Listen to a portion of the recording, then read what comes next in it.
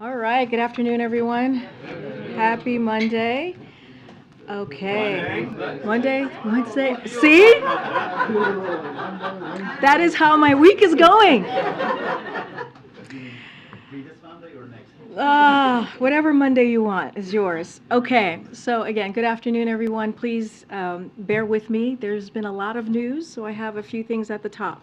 So with respect to the FAA system outage that occurred early this morning, the safety of Americans is the top priority of the President, the Department of Transportation, and the FAA. DOT and FAA report that yesterday they were working through issues in the NOTAM system, which is used to communicate key safety information about runways and flight patterns with pilots. To be clear, we're not talking about air traffic control here, but we still consider this to be a vital safety system as well.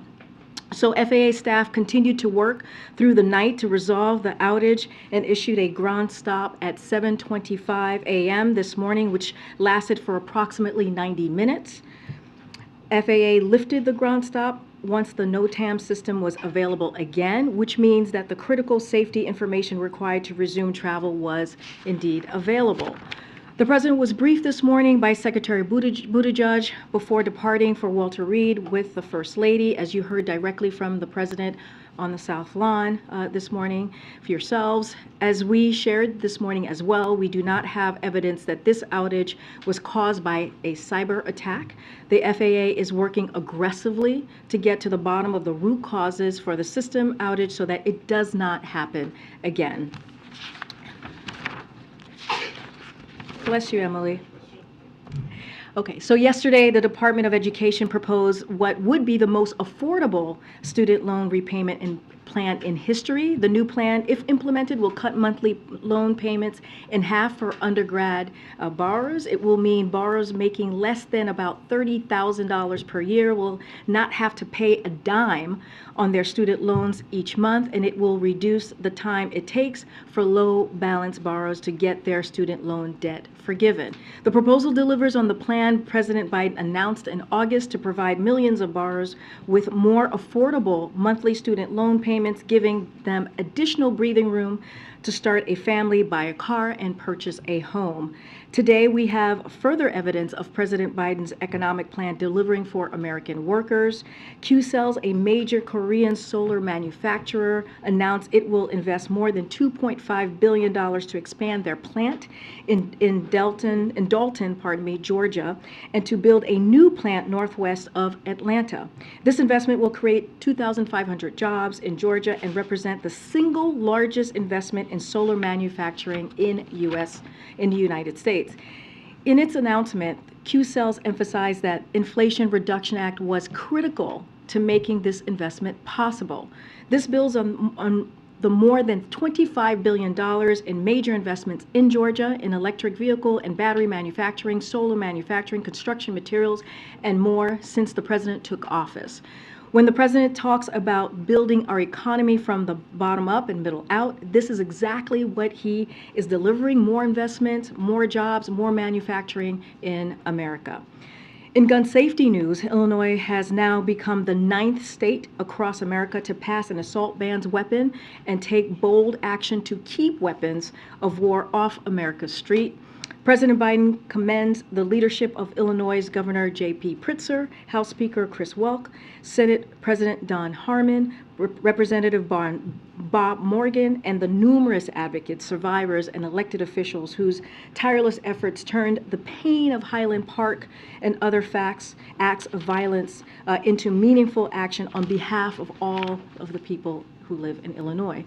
As you've heard from me before, President Biden has taken historic action to reduce gun violence, including signing the Bipartisan Safety Communities Act last summer, and he has continued to press for more action to keep our homes, schools, and communities safe, including federal laws requiring background checks for all gun sales and a ban on assault weapons and high-capacity magazines. In the meantime, the president continues to urge other states to join California, New Jersey, Connecticut, Hawaii, Maryland, Massachusetts, New York, Delaware, Washington, D.C., and now Illinois to ban assault weapons at the state level to save lives. And finally, a quick note on yesterday's special election in Virginia. We congratulate Aaron Rouse for his win in Virginia's 7th district, a district previously held by a Republican. He made his campaign clear about the choice Americans across the country have between extreme MAGA Republican policies that would take away women's ability to make their own health care decisions, and Democrats focused on expanding access to reproductive care and lowering costs for American families. It's not just in Virginia. This was, of course, a critical issue in the midterms elections, as many of you reported. And in their first slate of bills, House Republicans are prioritizing legislation that would amount to a national ban on abortion. It's not just tone deaf. As Republican Congresswoman Nancy Mace said herself, it's extreme, out of touch with the beliefs of the majority of Americans around the country. The president knows that women's ability to make their own health care decision is non-negotiable, and we will continue to fight to make that case at the state and federal level. And one final note, on Friday, ahead of the president's trip to Atlanta this weekend, we will have a special guest in the briefing room. We'll have a senior advisor for public engagement, Keisha Lance Bottoms, will be joining us, will be joining me to talk about some of her work, as well as preview the significance of the president's remarks at Ebenezer Church on what would have been Martin Luther King Jr.'s 94th birthday. With all of that said, you guys can start waking up now. Zeke, why don't you take us away?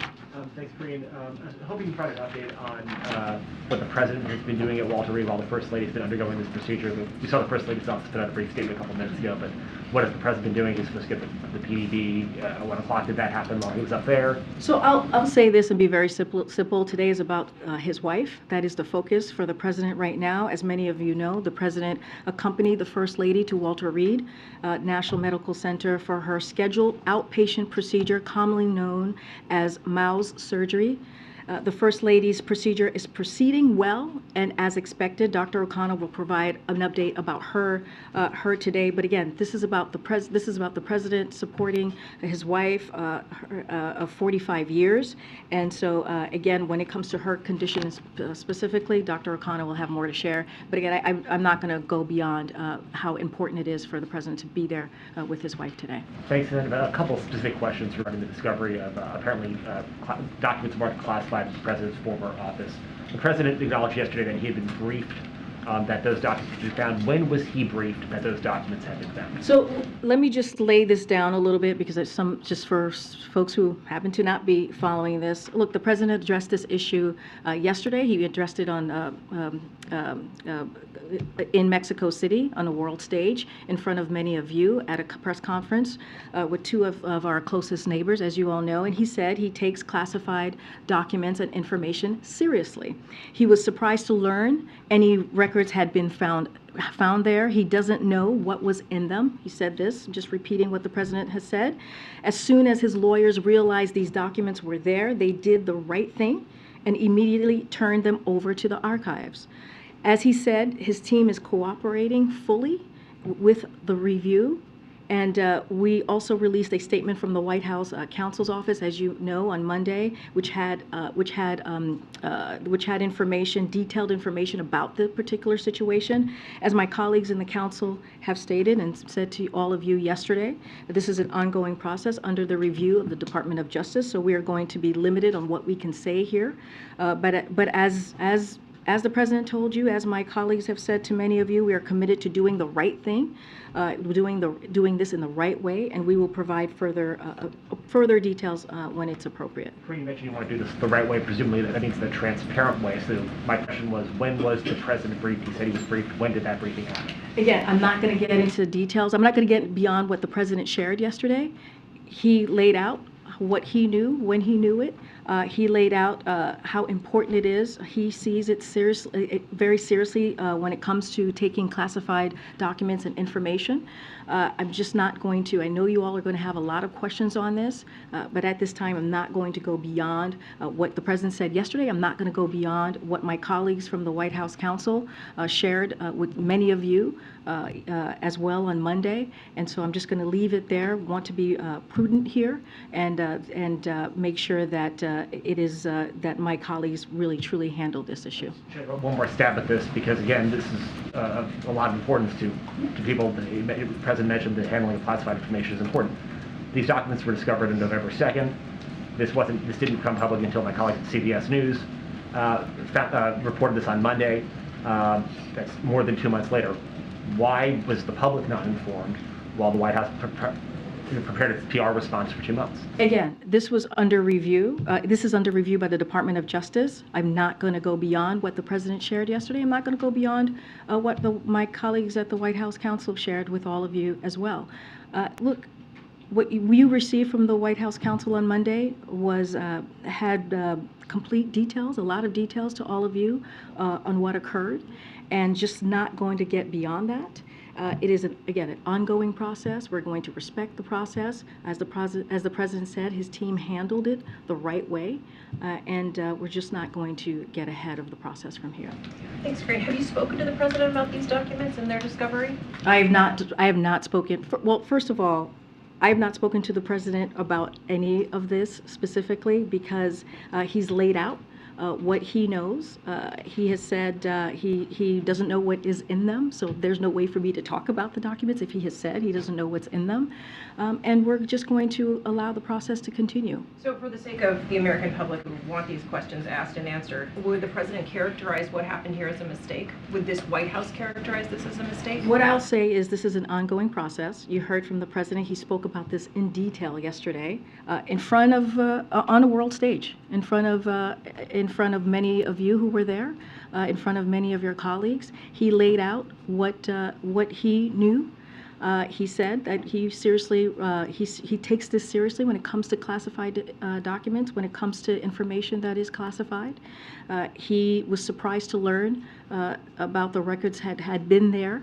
And again, he believes that that the lawyers did the right thing, and they immediately turned them over to the archives. And the President saying that he was surprised to learn about these documents. Is he saying that he did not bring those documents to that office? I'm just not going to go beyond what the President said. Do we know who did bring those documents to the office? I'm not going to go beyond what the President said. But you're saying you want to be transparent and do things the right way. We're yes, not going to get any more answers. And his team of lawyers did do that. They did the right thing by turning over the documents to the archives. That's what they did once they realized that they had them and that they were there. So it's not clear, Karine, how the documents got from the White House to this office? Okay. Steve, I appreciate the question. It's under review. I'm going to let the DOJ do their process. I'm just not going to get ahead of it. Back on the FAA outage, has cyber totally been ruled out?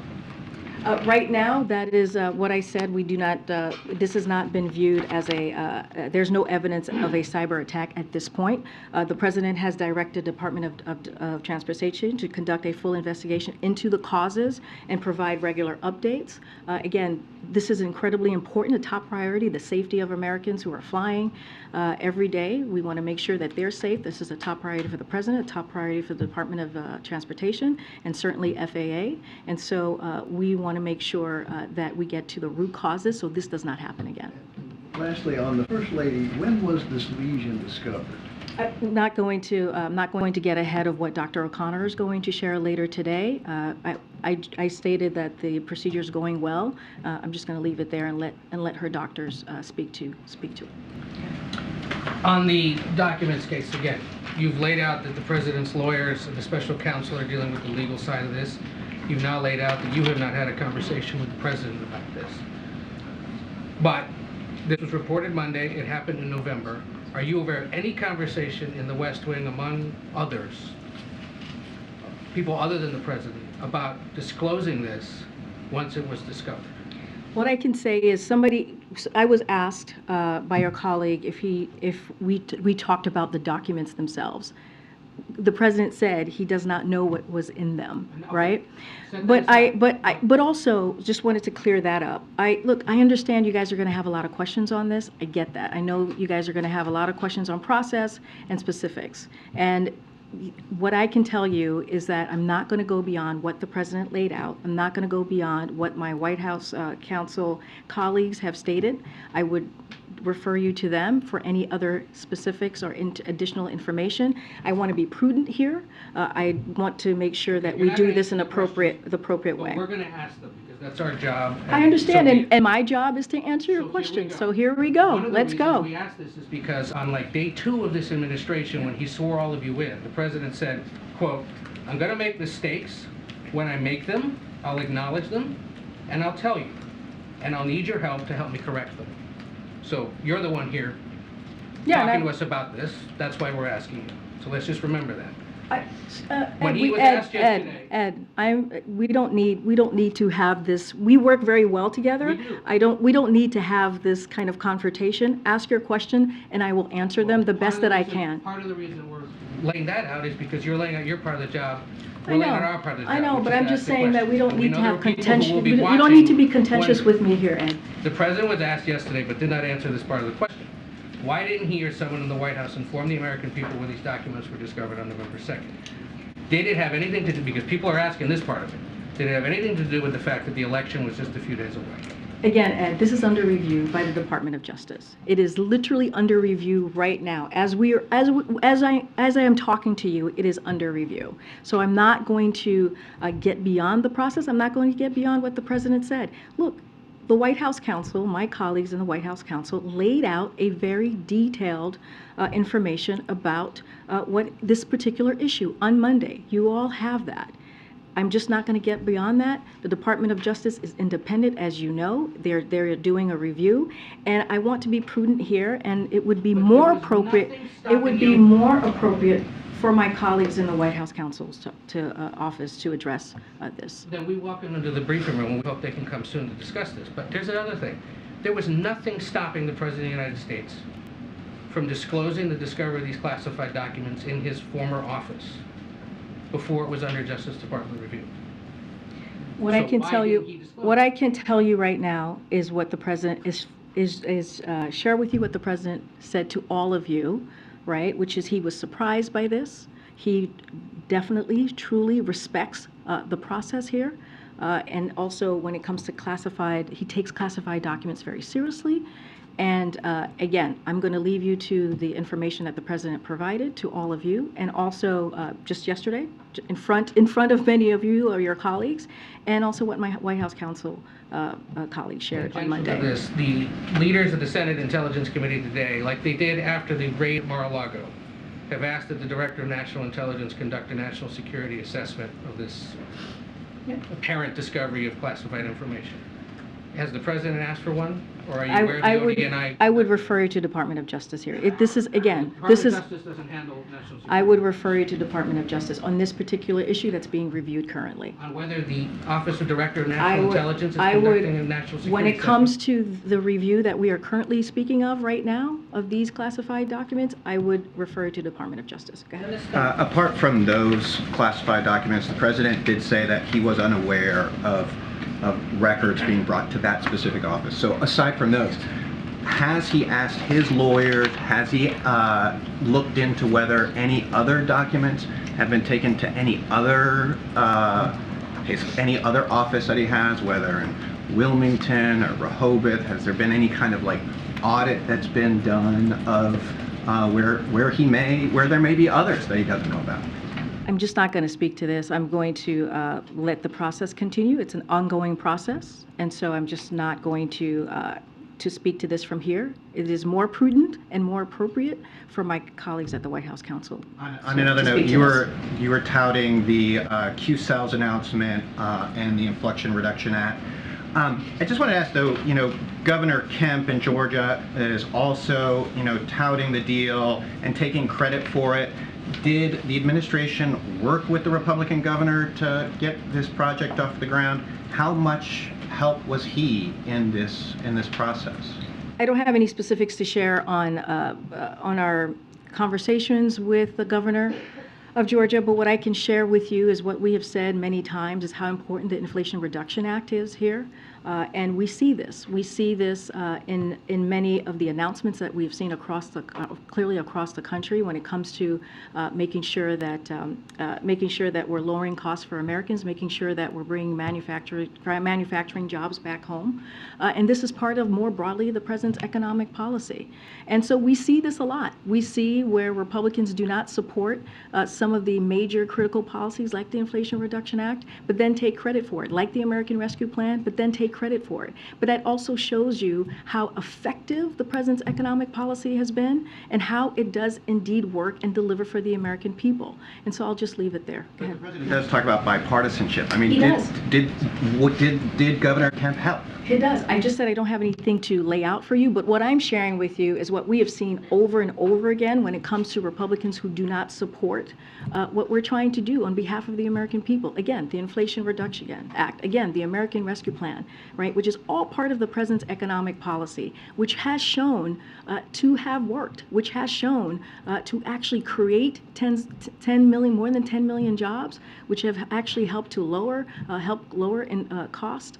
When you think about the Inflation Reduction Act, as we're going to move forward in implementing that. So all of these things are incredibly important. And I'm just laying out to you that the president's economic policy is working. Go ahead. Karine, when you were talking about the FAA, you said that the issue arose as they were working through some issues, and so I was wondering if you could explain a little more if basically the FAA was trying to update the system, or was there a server issue, a database issue, if you have any more detail on how exactly, prior to the full investigation, this seems to have happened. So I would refer you to the Department of Transportation. Secretary Buttigieg has been on many of your colleagues' airwaves speaking about this and what occurred. He has directed an after-action process to determine exactly the root causes and recommend the next steps. FAA and DOT will continue to be transparent here about the causes of the issue and how we will ensure a system outage of this magnitude does not happen again. So what I said earlier, which is very true, our number one focus is to make sure that the safety of Americans who are flying, right? We want to make sure that they're safe. And the second part of this is to make sure that this does not happen again. And so again, there's going to be an after action process and we'll move from there. I asked about this gas stove thing that kind of bubbled up yesterday. Does the White House think gas stoves are safe? And I know that the Consumer Product Safety Commission said today that they're not looking to ban gas stoves, but I'm wondering, was there communication between the White House? So as far as the safety piece of it, it's not something for us to answer from here. I would refer you to the Consumer Product Safety Commission. As the chair said today, and I quote, research indicates that emissions from gas stoves can be hazardous, and the CPSC is looking for ways to reduce related indoor air quality hazards. But to be clear, I am not looking to ban gas stoves, and the CPSC has no proceedings to do so. Look, as far as our conversation to your question, we are in regular touch with them. But of course, they are an independent. They were independently correcting the record on this for several days now. And so, as far as I'm aware, we're not in touch with them on this particular issue. Again, I would refer you to their comment. Quick one. Russia announced today that they're replacing their military chief in Ukraine. They've installed a Kremlin loyalist there. I'm wondering if you have a reaction to this and what you think it says about sort of the state of the conflict. So look, I'm going to let the Kremlin speak to their leadership decision. But as an outside observer, as we all are here, they sure have a lot of changes. They made a lot of changes as they continue to try to overcome their own difficulties in a war that they shouldn't happen in the first place. So again, I'm not going to comment for them. I'll certainly let the Kremlin speak for themselves. But again, this is a war that they started.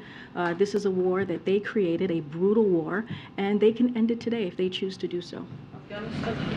Thank you, Karine. I have two questions for you. Last week, President Biden said that the war in Ukraine is at a critical point, and then you repeated the statement from this podium. So I'm wondering, where does this assessment come from, and why the White House thinks that the war in Ukraine is the critical point right now? And secondly, Poland announced today plans to send a company of Leopard tanks to Ukraine. as a part of international coalition. Does the U.S. support such a coalition, and is President Biden considering sending American Abrams tanks to Ukraine to help, especially if he thinks that the war is at a critical point? So I'll say this. Look, Russia has been attacking Ukraine for 10 months now, 10 months.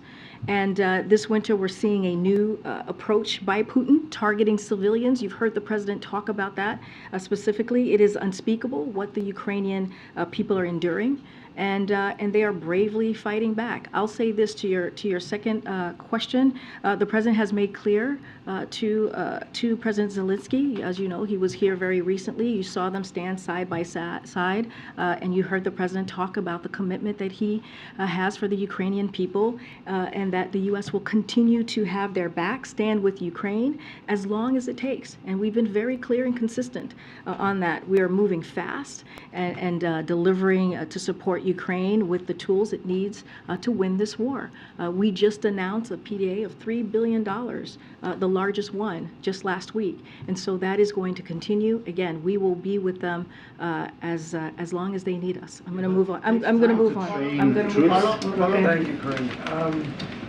Do you have a reaction to Moderna potentially increasing the price of its COVID vaccine by 400%? I don't have a response to that. I would have to check in with the team. This is the first I'm hearing about this. And separately, do you have a reaction to Governor DeSantis a couple days ago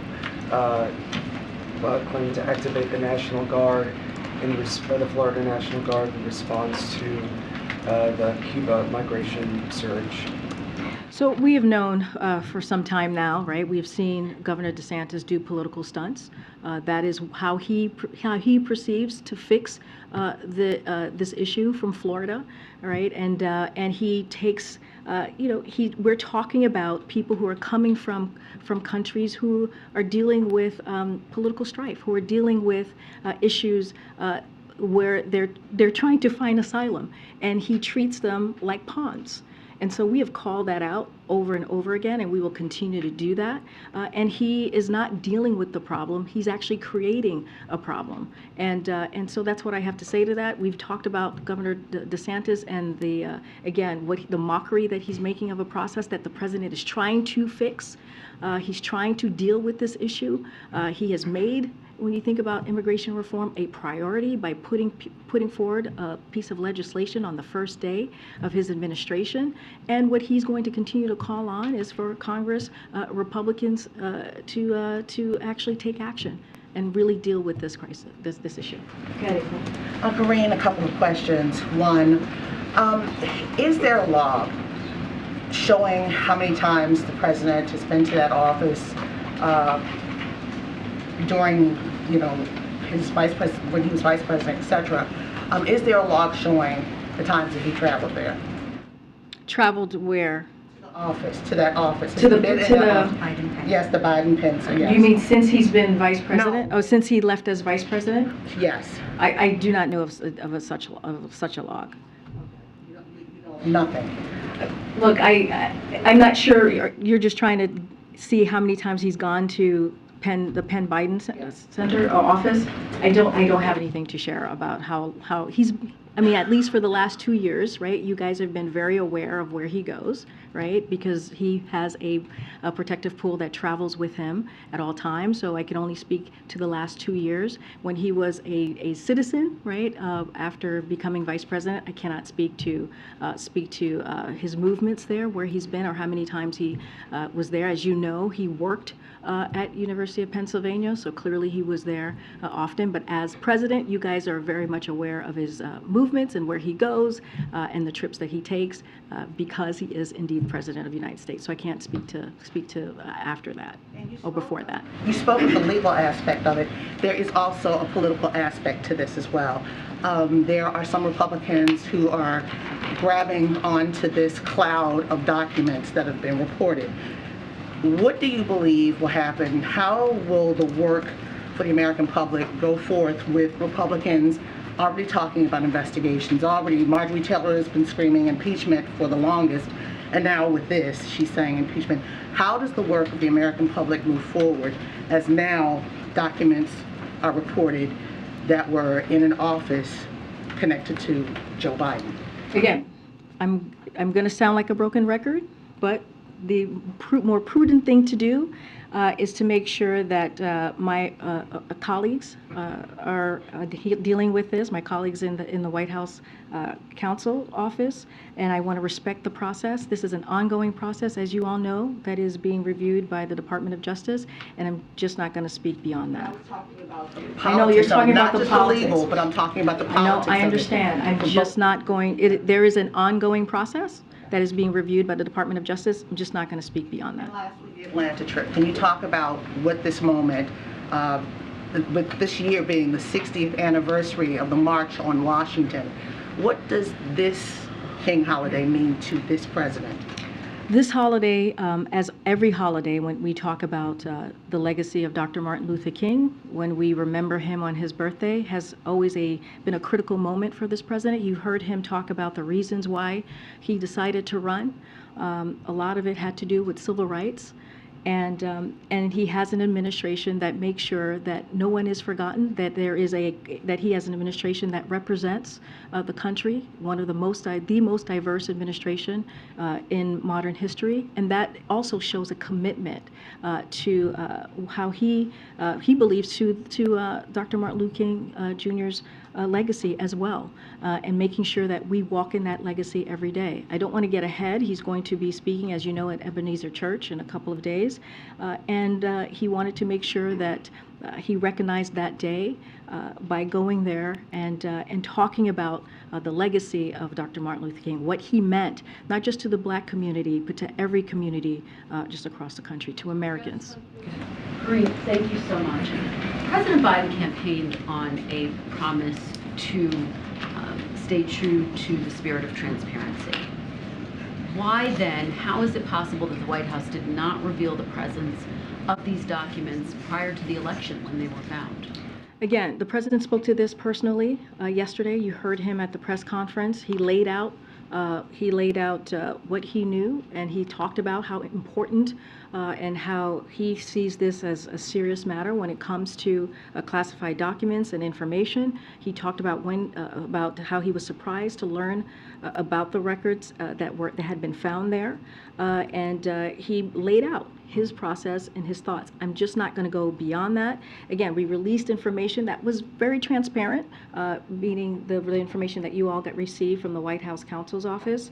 And I know you all are going to have a lot of questions. I get that and I understand that, but I'm not going to go beyond the process that's currently happening at the DOJ. Does it undercut the president's promise of transparency that these documents were not revealed for several months after the White House discovered them? But look,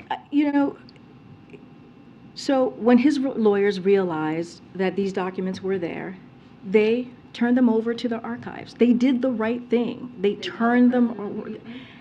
All I can say is what the president said yesterday. I would refer to his comments. But they did the right thing by, once they learned of them, they turned it over. They turned it over to the archives. About it, Karine. Again, that's the question. I understand the question, but there is an ongoing process. It's being reviewed by the Department of Justice. Just when it is appropriate for us to say more, we will. Otherwise, I would refer you to the White House Counsel's Office. I do want to be very clear about something you said, make sure I understand you. Following up on one of my colleagues who asked you, you have not spoken to the president about this? Weren't you traveling with him when he made this public statement? The way I heard the question is, have you talked to the president about the documents? And he doesn't know what's in the documents. That's the way I heard the question, so that's the way I was answering the question. Talk to him about the revelation of these documents. Yes, we talked about the CBS story. We talked about the revelation of the documents, obviously. But about the documents itself, what's in them, that is something that the president doesn't even know. And I'm just going to leave it there. Okay, has he conveyed to you when he was briefed? And if not, can you go back and get that answer? I've not talked to the president about that. What I can tell you is I know you all have a lot of questions. There is an ongoing process here. And so I'm just going to let the process finish. Quick follow. I want to let you respond to former Vice President Mike Pence, who talked about what he and some other Republicans are calling a double standard with the Department of Justice. Mr. Pence said the kind of double standard that we see being practiced by the Biden administration in the wake of this incident in the Justice Department, I think is exactly what undermines public confidence in our justice system. Again, as soon as his lawyers realized these documents were there, they did the right thing and they turned over the documents to the archivist. That's what they did as soon as they realized the documents were there. And his team is cooperating fully with the review. Again, there's a review happening by the DOJ, and we're just going to let the process move forward. Great. I'm going to go around. I'll come back. Thanks, Karine. Just to follow up on Franco's question, given the position you're holding right now, there are no assurances you can provide at this point that there are no other classified documents out there in any other office and or home. Again, this is an ongoing process, so I'm going to let the process continue. It is being reviewed by the Department of Justice, and I'm just going to leave it there. And you referenced the council's statement that there are limitations to what you all can say at this point in time. Do those limitations, just for clarity's sake, extend to literally everything beyond what the special counsel said on Monday night and what the president said last night? There's the White House counsel. My colleagues are here to answer questions on this particular issue, and I am just going to let them speak to this. They put out on Monday a very informative, transparent statement about this particular issue. So I'm going to let them speak to this any further. But as for me, as for here, I'm just not going to go beyond what's happening currently. And just one last one. The president alluded to last night, you kind of have as well, the idea of once this is kind of all over or wrapped up, there will be more information, there will be more details. Do you have a plan for that? How should we expect that additional information to come? In terms of, will you detail everything you know once this is done? How does that all work? So as the president told all of you yesterday, we are committed to doing the right thing here, and we'll provide further details at appropriate time, and that's all I can share at this time. Afghanistan, please, Karine. Thanks, Karine. The U.S. Travel Association says today's FAA catastrophic system failure is a clear sign that America's transportation network desperately needs significant upgrades. So what specific steps are underway to ensure that outages like this won't happen again? So the NOTAM system is continuously being updated. That is something that is happening on a regular basis. As Secretary Buttigieg said today, DOT is asking the FAA how we improve the system to ensure it is a state of the art. Every 5 years there is a review of the FAA authorization, and that is coming up this year. So we welcome the attention from Congress to ensure the FAA has what it needs to address these issues. The FAA is working aggressively to get to the bottom of the root causes of what happened with the system outage today, and making sure that it doesn't happen again. Clearly, the safety of Americans who are flying every day is a #1 priority, and what they're going to do is to make sure that this doesn't happen again. How concerning is it for the White House that there's no backup, no contingency to this system when it does fail? Look, what you saw happen today was out of abundance of caution, the action that was taken, because, again, the safety of Americans is a priority. They're going to get to the bottom of this. There's going to be an after-action document that's going to be put together, and so we will make sure that what the president wants to see is to make sure that this doesn't occur again. Could you tap into funds from the bipartisan infrastructure law, for example, to try to make some of those upgrades that you're talking about? Well, we'll see what the after-action report shows. I don't want to get ahead of that as far as any funding and what needs to happen next. Thank you, Karine. First, does President Biden have confidence in Transportation Secretary Buttigieg? Yes. Why? Because Secretary Buttigieg he respects the secretary and the work that he has been doing. You have seen the secretary on TV. You have probably spoken to him yourself, and they are doing everything that they can to make sure that the experience that Americans have is a good one. That's why they've held the airlines accountable. You've seen the secretary do that over and over again, and we understand. We understand what Americans have been going through these past couple of months. That's why the secretary has been very clear on making sure that they are held accountable, has put in processes in place to make sure that occurs. And yes, the president has confidence in Secretary Buttigieg. And then on these documents, how could anyone be that irresponsible? Isn't that what this president says about mishandling classified documents? The president spoke to this personally. He spoke to this personally, and he believes that classified documents and information should be taken seriously. He takes them seriously, and he was surprised to learn by any records had been. I disagree. Here's what happened. Once Then why his. is there a Justice Department? Well, let me explain to you the process. Here's what happened when his lawyers found out that the documents were there. They immediately turned them over to their archives. But they were But there they in the first immediately place. I understand turned them that over they- to the you say they archives. did the right thing I'm not when they gonna figured it out. go into specifics, but what I am reiterating to you is what you heard from the president yourself, Peter, which is how he saw the process and how he respects and truly respects and takes this very seriously, and when he knew, and how surprised he was by it, and the actions that the right actions that the lawyers took. Again, this is under review by the Department of Justice, and we're going to let that process continue. How can President Biden be trusted moving forward with America's secrets? Because his lawyers, his team did the right thing. But he had a closet with His classified lawyers information in did it the that right. they found. How did it get there? Again, Did the he lawyers did. do He the was right thing? surprised that the records were there. He spoke to this That they were personally. there? He was surprised that the records were there, and when his lawyers found out and his team found out that they were there, they turned it over to their archives, and now it's being reviewed by the Department of Justice. And just one more. Why didn't President Biden want to see what's really going on at the border? He did see exactly what's going on at the border. He didn't talk to any migrants, and he didn't go anywhere that people actually cross illegally. Why not? But he went to the migrant center, which was a critical place to be when you think about the partners who are our partners who are helping support the migrants on the ground there. There happened to be no migrants at the facility at the time that he visited. And is that But just a let's coincidence? Because El Paso has been crushed. The shelters are full. There are overflow migrants sleeping in the streets, and then it's just a coincidence that suddenly the president shows up and. Well, let me talk about what's going on in El Paso, right? El Paso did go down significantly prior to the president's visit by about 70%. And that's a good thing, Peter. That's a good thing that we've seen the numbers go down. And that is something that we should be saying, okay, that's a good job there. It has helped ease pressure all across the community, but the president's visit had nothing to do with it. And so, look, again, he went to a migrant center. He went to one of the busiest port of entry, which is in El Paso. And so the president got to see. He went to the border. He got to see for himself, we've always been very clear that he was going to talk to the people on the ground who's working on the border. And that's what you saw. You saw him meet with the CBP. You saw him meet with partners on the ground, as I just stated, who deal with migrants and their families. And the president also is going to continue to call on Congress to take action. Look, the president has been doing the work.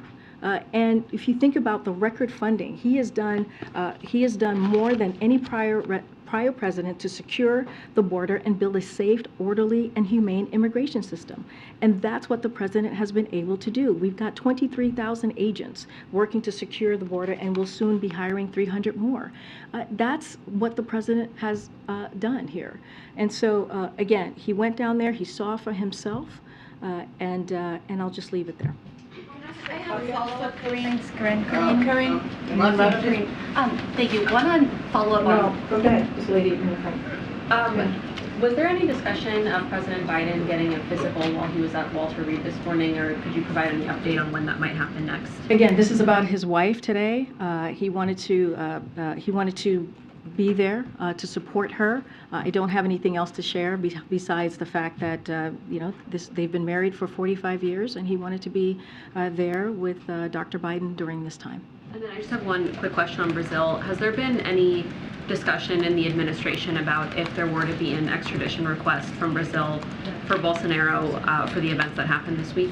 So I don't have an update for you on this. I'm not aware of an official request for information or extradition from the Brazilian government. Though, of course, if we were to receive one, we treat it seriously and examine it carefully, as we generally do for such requests. Just not aware of one at this time. Good. Thank you. A follow-up on the gas stoves, and just a quick one on the president's op-ed today on social media. On the gas stoves question, Senate Democrats are calling for more regulations on gas stoves because they contribute to indoor air pollution. Is the president worried about the climate impact of a gas stove? So look, again, when it comes to the question about safety or the effect of gas stove, that is not something that we can speak to here at the White House. So I would refer you to the Consumer Product Safety Commission. The president does not support banning gas stoves, and the Consumer Product Safety Commission, which is independent, is not banning gas stoves. So just want to be very clear on that. And so again, that's not something that we can make from here about the safety of a gas stove. That's not something that the White House can provide. On the president's op-ed in the Wall Street Journal about social media, he talked about reforming Section 230, but the bottom line, does the president think that social media companies should be legally responsible for what goes on their platforms? So look, holding big technology, big tech accountable has been a priority for this president since the day he took office. In July of 2021, his competition executive order explicitly called for enforcing antitrust laws to meet the challenges posed by new industries and technologies, including the rise of the dominant internet platforms and addressing the surveillance of users. It is also part of his unity agenda. You heard him say last year, talk about his unity agenda, and you may recall in that unity agenda, he talked about the 4 areas that have traditionally been bipartisan and where the president believes we can make bipartisan progress. And in his op-ed, he urges Democrats and Republicans in Congress to pass a bipartisan legislation. Look, the president, again, outlined the same policy positions in this op-ed today that you saw, you heard from him in the State of the Union last year. He said it's time to strengthen privacy protections, ban targeted advertising to children, demand tech companies stop collecting personal data on our children, and also you may remember that one of the president's guests, the First Lady's guest at the State of the Union was Frances Haugen, the Facebook whistleblower. So this is an issue that the president's going to continue to focus on, and is incredibly important to him. And so as the new Congress starts, he's going to continue to reiterate a bipartisanship there. When it comes to liability, does he think that social media companies need to have some skin in the game where they could be sued over what happens on their platforms? When it comes to the reforming of Section 230, he continues to call for that, increasing competition, reducing the impact of tech companies have over our lives, extends back to the campaign, and he has reiterated them as president. So he's going to continue to do that. He's going to continue to call for a bipartisan legislation as we're seeing the new Congress, and that's what you're going to hear from the president. And also that's why he wanted to lay out his thoughts with the new Congress in the op-ed. Okay. Thank you, Karine. Can I get your reaction on the new House Select Committee on China? Does the administration plan to work with them? Do you believe they will be helpful in achieving your goals in strategic competition with Beijing? And are you concerned about the potential for anti-Asian hate?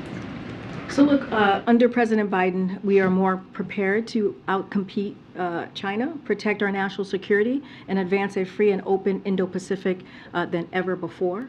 Many of our efforts we have been pursuing are bipartisan, underscoring the alignment at home on the key issue. We look forward to the committee getting stood up, and we'll continue to work with Democrats and Republicans in Congress on this issue. It is a top priority as we talk about outcompeting China. Just on the last part, are you concerned about the potential of the committee perpetuating any kind of anti-Asian hate? Look, that is something that we will always call out against. That's something that you've heard from the president and you've heard from this administration, calling out any anti-Asian hate. That is not who we should be or who we are. And so, again, that is a commitment that he has to the Asian community. One more Japan, please, Karine. Ahead of the Prime Minister's visit, can you share the goals of this visit, particularly in terms of, in the context of countering China and holding Russia accountable on its invasion of Ukraine? If you can be specific about what this visit particularly means in the U.S. Japan strategic relations. Right? So let me just more broadly, the two leaders are going to have an extensive and in-depth conversation over the last year at the East Asia Summit in Cambodia. So they're going to continue that conversation, continue that relationship relationship, and the bilateral visit and Quad Summit in Tokyo as well. So they have had many extensive conversation.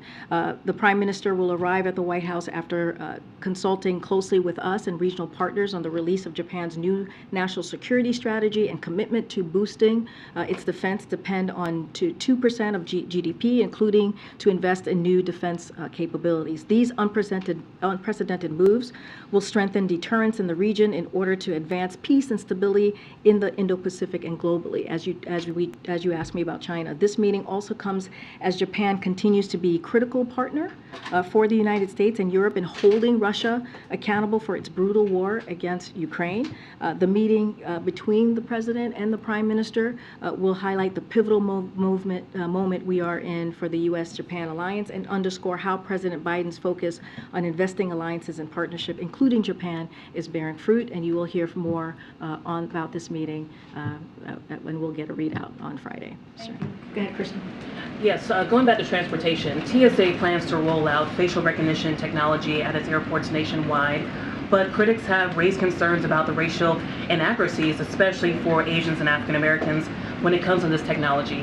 What is the White House's response to this racial disparities, and what kind of oversight can be provided to ensure that there isn't this inherent bias in this technology? So the TSA continuously evaluates and improves upon technology and process to better protect the traveling public and ensure that screening is conducted in a manner that respects the dignity of each individual. That is clearly a priority. DHS is working with NIST to assess the performance of face recognition technology and reduce demographic differentials, particularly as it relates to race and gender. And so that's what they're going to continue to do, is evaluate and improve. Can I ask a question? 40 people in Afghanistan today. Can you respond that? Can I just ask if you have any information about why the president's personal attorneys were at the Penn Biden Center in the first place? Were they looking for something specific? Was there something specific they were doing going through these documents? It just seems like to send, if it was just routine moving stuff, to send a personal attorney to do that. I would refer you to the White House counsel's very extensive kind of information on Monday that they provided. So I refer you to that. Karine, thanks so much. On the ground stop this morning, it's just such an unusual procedure. I'm wondering if you can go through in any more detail when the president was told that this might happen, and was he involved in that decision or that conversation before it was issued, or did he learn afterwards? If you just could provide a little more detail about how that process worked. So when it comes to the ground stop, that's something that the FAA, a decision that they made, an order that they made. So I'll send you to them. As far as the president, FAA worked on this issue, as I mentioned, as you've heard from Secretary Pete throughout the night, and briefed Secretary Buttigieg early this morning. And then in turn, the Secretary then briefed the president, and he spoke to you all directly shortly after. And so that has been the process on how the president was briefed. The president knew before this ground stop, or if he was told immediately afterward? He was told before. And then sort of looking back to the summit, that there were not major announcements on the border or fentanyl, and I'm wondering, what we should take that to mean in terms of the success of the summit. So as it relates to migration, irregular migration, obviously that was a key topic of discussion, as all of you know. President Biden discussed ways our countries can continue to work together and to address irregular migration. So that conversation certainly happened extensively. He discussed the recent announcement of additional enforcement actions coupled with expanded pathways for Cubans, Haitians, Nicaraguans, and Venezuelans. And the leaders were able to agree on a number of initiatives, including a virtual platform through the Los Angeles Declaration website, which will provide migrants one unified location in which to access legal pathways they may be eligible for, as well as establishing physical centers where migrants can come in person, access those legal pathways as well. And so that, again, it was an extensive conversation on irregular migration. When it comes to fentanyl, we've been focused on taking big actions to fight drug traffickers and go after financiers of cartels attempting to bring fentanyl into our country. And so during his meeting with President Obrador, the president discussed increased cooperation to prosecute drug traffickers and dismantle criminal networks, disrupt the supply of illicit precursors, chemicals used to make fentanyl as well, shut down drug laboratories, and prevent trafficking of drug, arms, and people across our shared border. So there was a commitment and coordination and on law enforcement training, the best practices so we can better go after criminal networks in the fentanyl trade. Again, this was a meeting, a summit that happened to our closest neighbors on how we can move forward in dealing with some of the issues that are really important to the three leaders. Was it as ambitious as you had hoped? I mean, was the White House a little, let down by the scope of the agreements? And can you sort of characterize, how you're feeling at this moment about, the outcome? So we believe we announced a robust set of initiatives on issues that are critical to North America. That's what you saw from the three leaders. You saw them yesterday in Mexico City answer questions, speak to the different the different issues that matter to their country. And look, just a couple of things that includes expanding and deepening our security cooperation to combat drug trafficking, as I just laid out, redoubling efforts to address climate change by taking efforts to reduce methane emissions and decarbonize public transportation, strengthening and expanding North American supply chains for semiconductors and critical minerals, and providing alternatives to irregular migration by increasing ways migrants can access legal pathways to North America. Again, we believe those were a robust set of initiatives, continuing their close friendships as we move forward to what's important and critical to North America. And then on the border, we were wondering, there were not Republican members of Congress with the president. Were they invited to come with him? Can you sort of talk through that? Yeah, so I was asked about this a couple of days ago. Look, we go through the normal process as we go into a state with whether it's Republican or Democrats in that state, and just don't have anything further. Our Office of Legislative Affairs certainly reach out to congressional members. Our Intergovernmental Affairs certainly reach out to state and local official. As you saw, the Governor Abbott met the president at the when he arrived at the airport, and so again, this is we have a regular process that we go forth with every trip, and there was nothing different here. So Legislative Affairs did reach out to Republican members, and the way that we reach out to their federal offices, like we always do with every trip. And then one quick question, just following up on April's really good point. She, in her question, brought up the notion that President Biden was really former Vice President Joe Biden during the period in which these documents were found. And can you tell us how many other offices there may have been? I realize that you can't say whether they're being searched or whether there is any sort of look for documents, but how big is the scope of additional offices where at that point former Vice President was doing work? Look, this is an ongoing process, and I'm just going to be prudent here, and it would be more appropriate for my colleagues to answer, my colleagues at the White House counsel's office to address this. Again, I want to respect the process, and so again, I would refer you to them. Okay. I was going to say one quick follow on that. Obviously, he said he was surprised about these documents being found. Has he expressed like any other emotion in response to these? You heard directly from the president yesterday about this particular issue. He answered it in a personal way.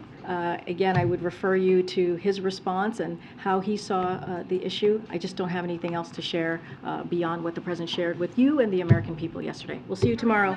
Thank you. Thanks, Karine. Thanks, Karine.